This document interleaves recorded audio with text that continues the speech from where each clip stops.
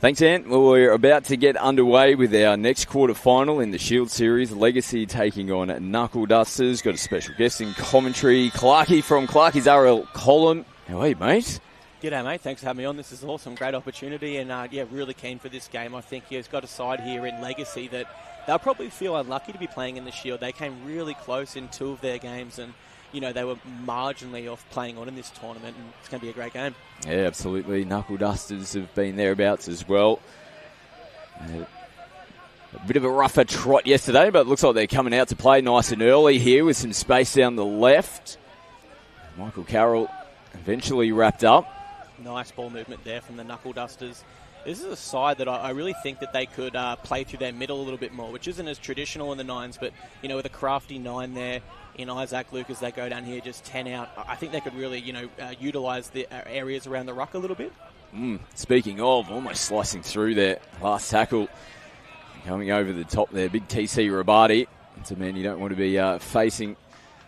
And coming into the line, he closes it down. Legacy now on the first tackle with some work to do, coming off their line. Absolutely. One thing Legacy do have is, Corey Norman here in the halves as well. 2016 NRL 9s MVP, and there's a long ball from Adam Blair. And that's what I was going to say when coming off their own end. You've got the option of Corey Norman who can throw that long ball and someone crafty like Milford there with him. So how they come off their line in this one will be an interesting watch as well. Yeah, it's a good point. I was actually happening to be looking at someone's Instagram page yesterday about Corey Norman's nines highlights. And, the video that you popped up on Clarkey's column, he was a gun in the nines back in the day, Auckland Nines for Parramatta. As we see Legacy now shift out the left. Here he is, ball in one hand, like a basketball. Kahu finds Milford. There's stars galore here for Legacy, and there's players inside. Oh, the bounce of the ball doesn't go for him. Falls into the hands there of Michael Carroll. The only thing that was stopping them from scoring that try then was that wicked bounce of the footy. Mate, that is a nasty bounce. They did everything right there. Crafty ball movement. Here's the Knuckle Dusters down the wing. Nice little break here.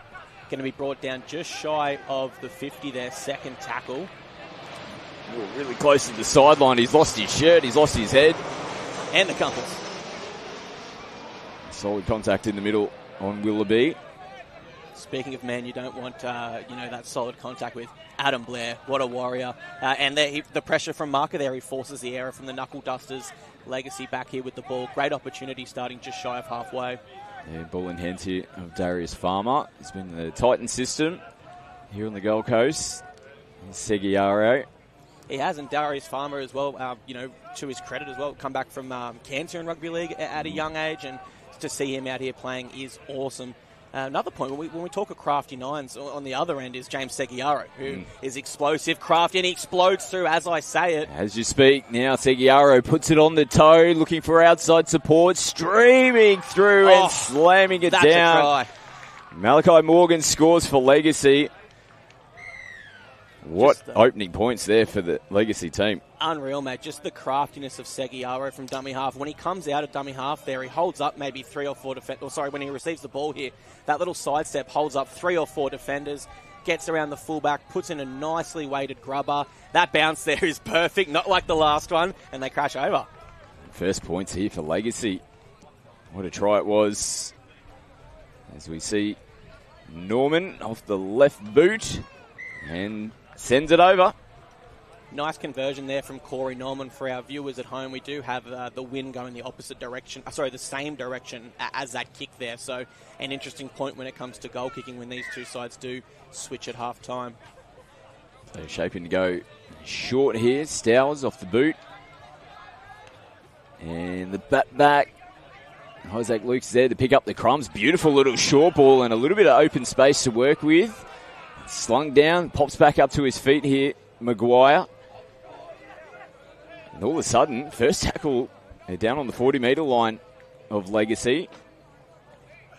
Really nice opportunity here for the Knuckle Dusters. And when someone like Josh Maguire and Jared Wells do get on the field, that's when I talk about playing up that middle channel, condensing the defence, and then letting the ball movement talk just like this. And did he get there to the line just short? Inches away. Fitzhugh, how they show and go, bring it back into the middle. Ball down on the deck again. It's still on offer for the Knuckle Dusters. Space to work with. Beautiful tackle in the corner. Incredible one-on-one tackle there. A try saver, no doubt. Short side play here. And a nice little pop out the back and into the corner. And the Dusters get their first try on the board. And they threw everything at them there. And Legacy almost getting across in defence. Absolutely, and that's what we were speaking about. The Knuckle Dusters there played the middle third channel a little bit more so than usual. They got a large forward pack that condensed that defence and created that space out wide. From here, the conversion is going to be interesting with the wind here, which is what we mentioned before. This is going to be a tough one from the sideline as well. Yeah, it looked like they were going to hold on at this point in time. And then only Milford out there by himself. Great little light offload. And spinning around to score the try there, Lachlan Kennedy. Brilliant offload, brought in the two defenders and got the late offload there for a try. So conversion unsuccessful from the Knuckle Dusters. 6-4 Legacy still in front, 3 to go. And obviously that wind can change, but I think that will be a factor in today's games. You're going to be scoring the points when you're running the way of Legacy at the moment, so that you can use that wind with the goal kick rather than kicking into it. Now Isaac Luke sends it up just a fraction short of going over the 10. That was marginally short. They could almost feel a little bit unlucky there. That it really held up in the wind. Very, very close. A tight call for the referees to make. Now looking to get straight back underway. They're definitely still here to play today, Legacy. And Stowers has an absolute boot on him. Picks up a big chunk of change there. Just under 2.5 minutes here. Legacy up by 6-4. If they can score here and defend one more set, let's say, then they'll go into halftime with a nice lead. So an important set here for both teams. The man we were giving a rap to, Corey Norman. Having a little look at the line, maybe. Cheeky little smile. Uncharacteristic like for Normie, but he almost had too many options there. A beautiful pass, and I had too much on his mind. Too many options there. There's Isaac Luke taking it forward on the first tackle. Blair and Norman in the tackle. And through the middle they go. Looking for an offload, and the ball spews out the back. And Norman flicks it to Stour. Dayberg-Muir. It's heavy contact in the tackle. Yeah, costly error there. It allows Legacy here to start their set inside the half with just under 2 minutes to go. How costly will it be? We'll have to find out. An intercept goes down there, so Legacy will retain the ball. Yeah, Justin O'Neill had a great career in the NRL as well. Did Justin? He would have been gone, I reckon. Still looks very fit. Now rolling forward on the first, Morgan, try scorer for Legacy. This is a danger period here for the Knuckle Dusters. They're right in this game, down by 2 at the moment. 60 seconds on the clock before half-time. Adam Blair now offloads Norman. He's in cruise control. Now puts it on the toe. They get the boot out there and slap it down. Yeah, probably a smart option there with what was left on the clock there. So under a minute here, if you Knuckle Dusters, you got one more shot. Nice work there to stop that kick from Norman. If that goes through, it could have been anything. One last chance for the Knuckle Dusters as well. We've seen in games you can definitely come up with points with at least 30 seconds left on the clock. If they want a chance their hand, they're getting driven back in the tackle now. Here's Adam Blair's been dominant in defence, as expected. Now Luke, he sparked them for their first try. A bit of space to work with here for Josh Smart. Less than 10 seconds here. This should be the final play of the half. Will they go for a kick? They do. It's a relatively deep one, but Legacy are back to meet it there. Will they run the clock out? Now's the question. It doesn't look like it. They shift it.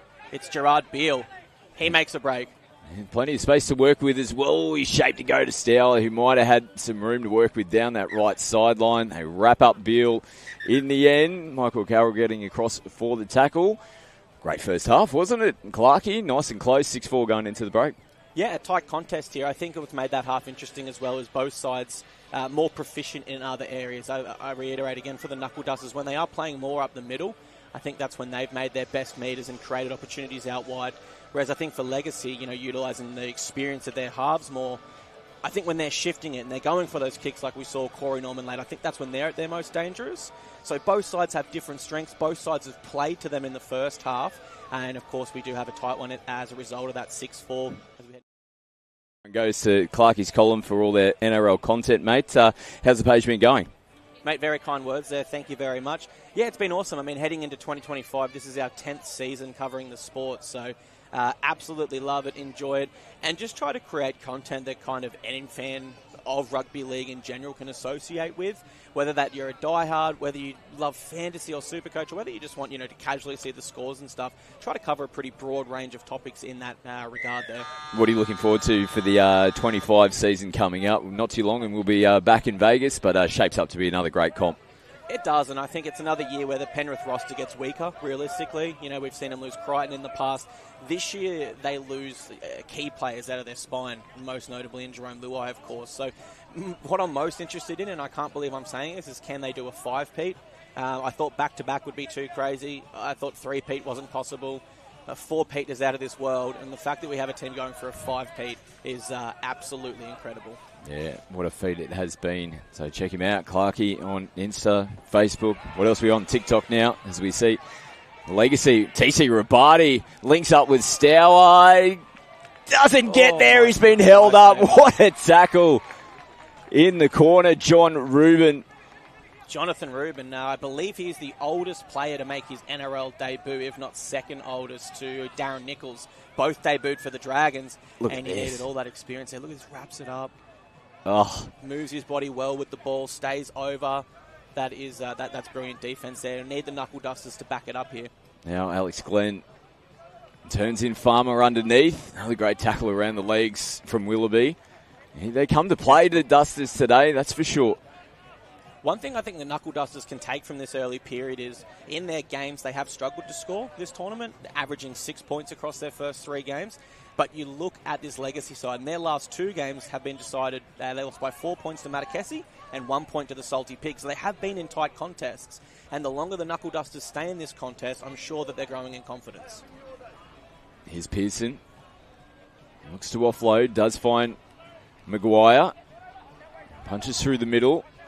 Not a bad set so far here for the Dusters.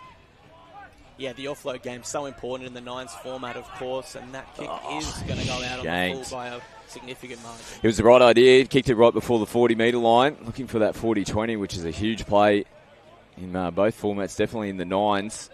But got to get those ones done cleanly. Didn't quite come off the boot as he would have liked, as we see Alex Glenn now picking up good metres. Certainly, and that's what I'm interested in as this game goes on. A lot of fatigue in the Nines game, despite only being the 9-minute halves, and it will allow players like Seguiaro to go. But players like Jared Wallace, Adam Blair, that are known for having a great offloading game, I think they can be really dangerous down this last stretch. Here's Dayberg Muir. Don't sleep on his left foot, who gets in towards the line, and they've held up again. Wow, this defence from the Knuckle Dusters. Yeah, the Knuckle Dusters have brought another level to their game here today. Their defense, you can really see there's a desire there to get around in numbers and wrap that ball. That's 2 try savers now, and it's keeping them in this contest. Milford shifts it out the back. They do have space this time, and they will go into the corner. Jason Gush scores, and it was just too much pressure in the end down the right end of the field. The Dusters have been pretty brave in defence, but they couldn't hold out. Absolutely, and as we spoke about earlier, this is where Legacy are at their best. A sharp pass from Seguiaro into Milford's hands, creates the extra number, and then from there it's just, through the hands there to the winger. That's when Legacy are at their best, when they are shifting that ball early, whether that's through kicks, passing game, a really crisp passing game that does lead to a try for them. Kahu attempting the conversion, looks pretty nice off the boot, goes across the face, so unsuccessful. 10-4. In front by 6 points now, Legacy. Just misses there, and then again you can see the win there did drag that one across the face, whereas they were able to get their conversion in the first half. So that's the win there continues to be a factor in this contest. They go long from the kickoff, very long as well, and they will get the ball back as a result. We've seen quite a few teams go that tactic throughout the tournament. Didn't see it as much last year, probably more the short kickoffs, but definitely value in that. Kicking towards space and letting the ball run on. You're going to get the footy back here off the dropout. Absolutely. One thing the Knuckle Dusters can't do here is drop their head. They are still in this contest now. They can't be discouraged by that. They need to D up here, get that ball back. Milford casually traps it with the foot, sends it in to Ryan Stowers, who offloads. Gush, the try scorer, puts it through the hands. And Morgan, his tackle. Corey Norman there calls the football, shaping left, shows inside, finds Milford. Oh, great tackle there. Great tackle to shut that down. Got some good contact there on Milford. Norman at the ruck here, goes back the right side. Stowers puts it through the hands. Ball hits the deck. Nice footwork from Gush. He's looking hard to handle for Legacy. Incredible and now footwork. Pushes the offload. What's the referee's decision? I got to say knock on. Knock on. Probably fair there. A bit of a loose carry. He was pushing that offload, and he almost got it even with 3 defenders on him. How much do the Knuckle Dusters have in the tank here? You know, because we talk about their middle game being their power game. Do they have the energy to play that style of footy after defending their set so many times in a row? Yeah, it definitely takes the juice out of the legs, that's for sure. After a big day yesterday, 3 games, warm conditions. Just under 4 minutes on the clock here. They are down by 6, so a bonus try here with a conversion could get them the win. If not, we'd be a try here, and a regular conversion would get us to what we were speaking about for a golden point from this point in the tournament onwards. Now loose ball on the ground. Luke just tries to slap it across. Not really happening for them in this set so far. Last tackle of the set as well. Do they chance their hand? Luke puts it on the toe. Goes for territory. It's a good kick as well into the corner. As Poto has to go back to clean it up.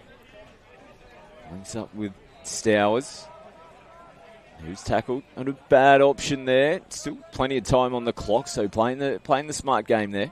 And it's interesting, when there's under 3 minutes on the clock here, what mindset does Legacy have? Do they have a defensive mindset where they play for field and territory? Or are they still going to chance their arm and throw it around? It's an error. Yeah, force the mistake. That is huge in the context of this game. You can see the Knuckle Dusters all quickly getting off the field. They'll get some subs in, make sure they're fresh, and they'll be attacking this line with 2.5 minutes to go, just down by 6 points.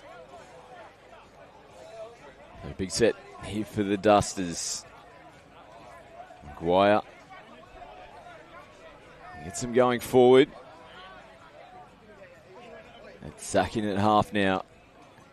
Links up with Isaac Luke. This is what we like, just playing that middle there, holding up 3 defenders. Looks like there's numbers left. Which way do they shape?